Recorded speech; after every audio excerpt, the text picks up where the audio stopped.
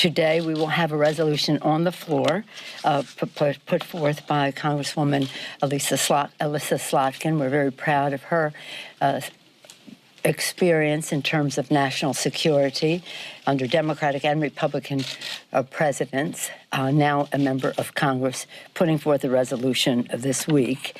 Last week, in our view, the administration conducted a provocative, disproportionate airstrike against Iran, which endangered Americans, and did so without consulting Congress.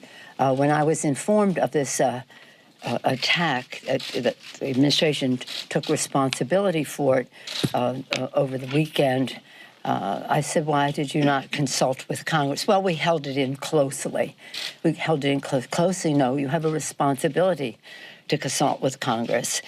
No, we held it close. So whoever close means, as you see, there has been criticism from the Republicans about the briefing that was put forth yesterday by the administration on this subject. Some have asked, do you agree that this is the worst intelligence classified briefing that Congress has received from this administration? As some of you have heard me say, there is stiff competition for that designation of worst. So here we are to protect American lives and values. We are passing today a war powers resolution to limit the president's military actions. The administration must de-escalate and must prevent further violence. America and the world cannot afford war. Some of you have heard me say that in December I took a bipartisan delegation to the 75th anniversary of the Battle of the Bulge. It was just so remarkable to meet our VIPs, were our veterans who served at the Battle of the Bulge, some of them also at Normandy. Imagine the courage, teenagers, most of them at the time.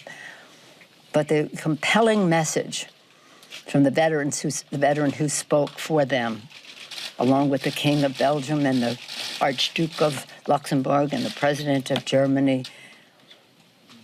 The veteran who spoke, he spoke about the band of brothers. He spoke about allies working together, multilateralism. He spoke about the challenges they faced in those winters, reminding me really of Washington crossing the Delaware, because it was in December and it was snowing and they were not as prepared for snow and camouflage from snow as they needed to be.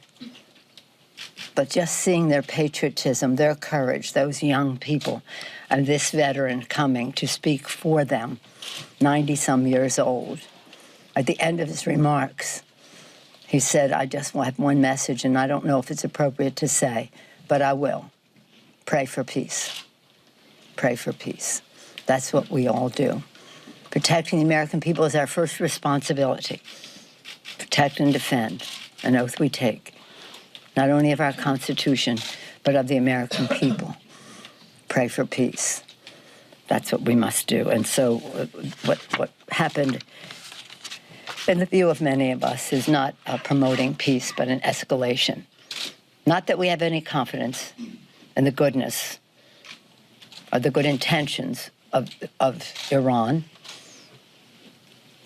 And we certainly do not respect, and I, from my intelligence background, know just how bad Soleimani was. It's not because we expect good things from them, but we expect great things from us. When I was briefed by the Secretary of Defense and Chairman of the Joint Chiefs over the weekend, taking responsibility for the killing, that it was disdainful in terms of not consulting with Congress, dismissive. We held it closely, really. So if you want us to all join together, let us have a strategy that we work together on. I do not believe, in terms of what is in the public domain, that they have made the country safer by what they did. And that is what our responsibility is. We'll have more discussion of this on the floor today at some length. But it's real, again, as I go back to the Battle of the Bulge, pray for peace. We must avoid war. And the cavalier attitude of this administration, it's stunning. And the president just say, oh, I inform you by reading my tweets. No, that's not the relationship that our founders had in mind in the Constitution of the United States when they gave power to the president, to the White House, to do one thing in terms of our national security, and to the Congress to declare war and to allocate resources and the rest. So this is your question is an important one. We will have 2 hours of debate, an hour on the rule, 2 hours on the bill today to put forth some of the factual basis of the concern that we have. And let me just say this, because you hear the administration say, well, we were justified because the Office of Legal Counsel said. The Office of Legal Counsel is a tool of the President of the United States. That's who that is. So whatever the president wants to be declared legal, his Office of Legal Counsel declares it so. So it's misleading to the public as to what the War Powers Act, Article 2 that gives the president certain powers, Article 1 that gives the Congress certain powers are. It's a very big issue now because it's nothing less than preventing war as we honor our first responsibility to protect the American people. Hi, everyone. George Stephanopoulos here. Thanks for checking out the ABC News YouTube channel. If you'd like to get more videos, show highlights, and watch live event coverage, click on the right over here to subscribe to our channel. And don't forget to download the ABC News app for breaking news alerts. Thanks for watching.